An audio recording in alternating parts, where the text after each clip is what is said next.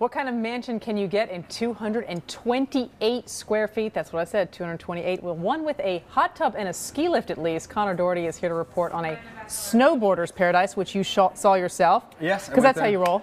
Yes, you have to get out there on either a snowcat or snowmobile. It's about 3 miles from the closest road. And it belongs to a snowboarder. Yes. Tell us about him. So he got the land for pretty cheap. His name's Mike Basich. He's 40, so he's sort of not really in the contest circuit anymore. And what he does is he kind of goes and rides the backcountry stuff. And he's sort of odd in that he has pioneered this thing where he uses remote control cameras to kind of take pictures of himself. That's how he makes money. Well, right? yeah, sponsors. Right. And so GoPro cameras sponsors him because that's like, they have those remote control cameras. So, anyway. It's funded his ability, though, to buy this property and build this house. Yeah, I mean, he's had a long career doing this, so I'm sure he's got money saved up and everything. And the house is pretty cheap. He bought the land for $200,000, or $250,000, I think. And because you can't get electricity out there, right. I mean, you could, but it's fantastically expensive.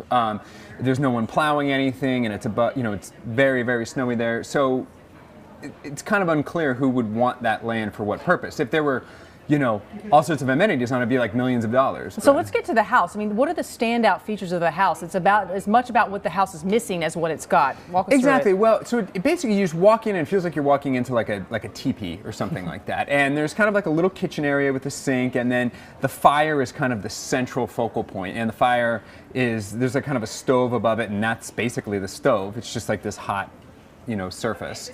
And then he has a little oven above it. And it was funny. It was like, when I was talking to him, he was sort of saying, you think that there's all these limits to living like this, but actually it's very freeing because whatever you're going to do, that's like the way you're going to do it. Right. So for instance, the oven is usually at around 225 degrees, so you're cooking slow on everything. Yeah. And in terms of, I mentioned that he has a ski lift there, probably built up so he can snowboard, but he also has a hot tub. How is he powering those?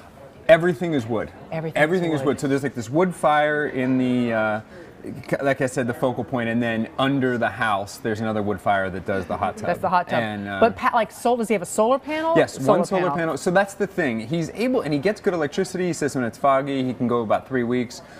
But he doesn't have laundry because the amount of power it takes to do laundry is apparently a lot. Right. And so he limits what sort of appliances he has. But here's the way I think about it. It's probably not that hard to live that way if you don't have to get up and go to work at 9 in the morning. Exactly. Right. He's not commuting anywhere. Exactly. Right. But going to the grocery market and all that. Do people like to show up? I mean, do friends sort of like show up there and hang out with him? Does he have a hard time getting people out to visit? I mean, he lives alone. He has a girlfriend. But, how does that all work?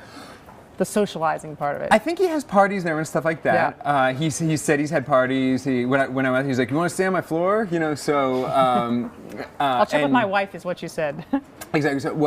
So what I think he has parties. I'm sure lots of people. I think he had like a premiere out there where they put like a screen, like they hung a screen between 2 trees and projected it onto that. Cool.